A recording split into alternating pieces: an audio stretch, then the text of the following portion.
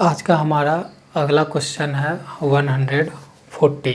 140 number question क्या कहना चाहता है, पढ़कर समझकर इसका सॉल्यूशन करते हैं। If the price of petrol be raised bye 20%, 20% क्या हुआ है, बढ़ाया गया है। जो पेट्रोल का दाम है उसको कितना बढ़ाया गया, 20% बढ़ाया गया है। Then the percent by which a car owner must reduce his consumption.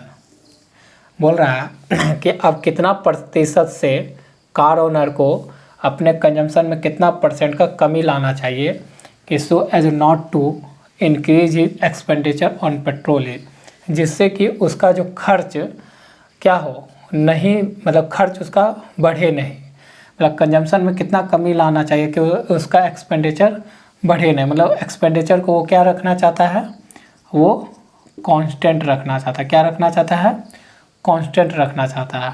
ठीक है ना। पहले जितना वो खर्च करता था पेट्रोल भराने में कार में, उतना ही दाम बढ़ने के बाद भी वो खर्च करना चाहता है, यही करना चाहता है। अब 20% का फ्रैक्शन वैल्यू बताइए 1/5। ये आपका क्या हो गया, ओरिजिनल प्राइस, और ये क्या हो गया आपका 20% का इंक्रीज वैल्यू या डिक्रीज वैल्यू। ठीक है। तो यहाँ पर आते हैं, तो यहाँ पर है आपका ओरिजिनल प्राइस और ये आपका हो गया फाइनल प्राइस। तो प्राइस पहले क्या बढ़ा है, 20% बढ़ा है। तो ओरिजिनल इसका मतलब पहले कितना होगा 5, और उस पर 20% बढ़ा है। 20% मतलब 20% बढ़ा है, मतलब 1, मतलब 6 हो गया। अब यहाँ कंजम्पशन होता है और यहाँ एक्सपेंडिचर होता है, और वो एक्सपेंडिचर को क्या रखना चाहता है, पहले जितना है उतना ही बाद में भी रखना चाहता है, मतलब सेम रखना चाहता है। मतलब एक्सपेंडिचर को वो कांस्टेंट रखना चाहता है।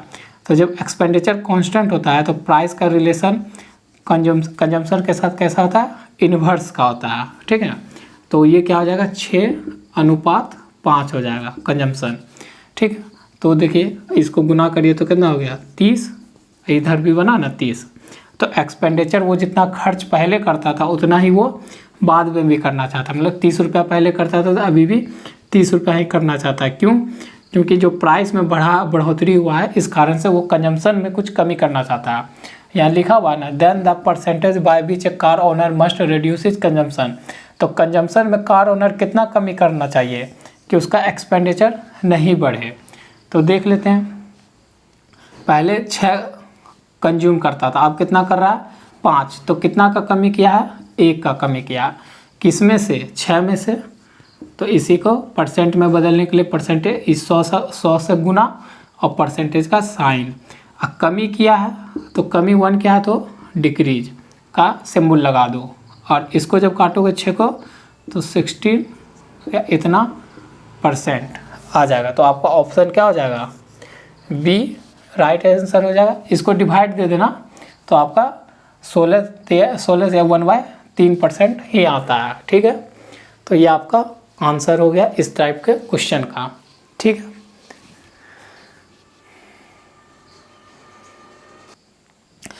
अब हमारा अगला क्वेश्चन है 141। तो 141 नंबर क्वेश्चन पढ़कर इसका सॉल्यूशन लगा लेते हैं।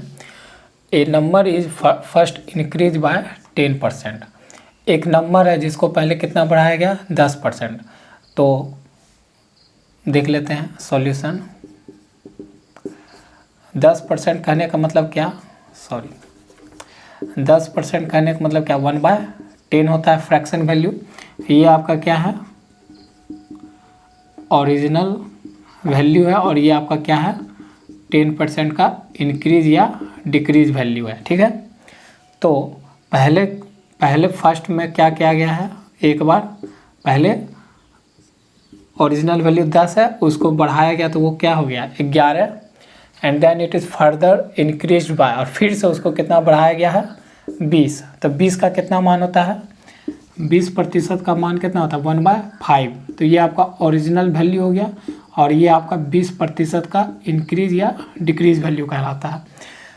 तो यहाँ पर क्या हो रहा है, इंक्रीज हो रहा है, और यहाँ पर क्या हो रहा था, ये भी इंक्रीज हो रहा था। तो ये 20% इंक्रीज वैल्यू का मान क्या होगा यहाँ पर 1। तो सेकेंड बार में क्या कर रहा है कि ओरिजिनल वैल्यू कितना 5, उसमें बढ़ाया जा रहा है तो वो कितना हो जाएगा 6, ठीक है 5 है और उसमें एक 20% का बढ़ोतरी मतलब 5 में 1 6 हो गया। तो इस केस से ये हो गया 50 और ये हो गया 66 हो गया। 2 नंबर हमारे पास आ गया। तीसरा अनुपात आ गया मेरे पास। आप बोल रहा है the original number is increase all together by, तो बोल रहा है कि ओरिजिनल नंबर में कितना % का बढ़ोतरी हुआ है, बता दीजिए आप कितना % का बढ़ोतरी हो रहा है 16 का। तो 16 का बढ़ोतरी किस में से 50 में से, और % का साइन लगा देंगे।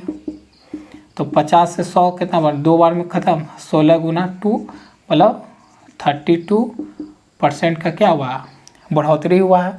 तो आपका ऑप्शन क्या हो जाएगा राइट सी, ये आपका उत्तर हो गया। ठीक है, बहुत सिंपल सा क्वेश्चन है। आप इस तरह के क्वेश्चन को जितना प्रैक्टिस में लाओगे वो बहुत छोटा हो जाता है। बस आपको यहाँ पर सिखाने के लिए फाउंडेशन क्लास है, फाउंडेशन में आपका ठोस करना चाहता हूँ, इसलिए मैं हर बात को लिख रहा हूँ कि जितना बार लिखूँगा उतना बार आपको माइंड में ये काम रिपीट होते होते क्या होगा बैठ जाएगा, तो आप एक बार मन में ही कर लोगे इतना काम। ठीक है।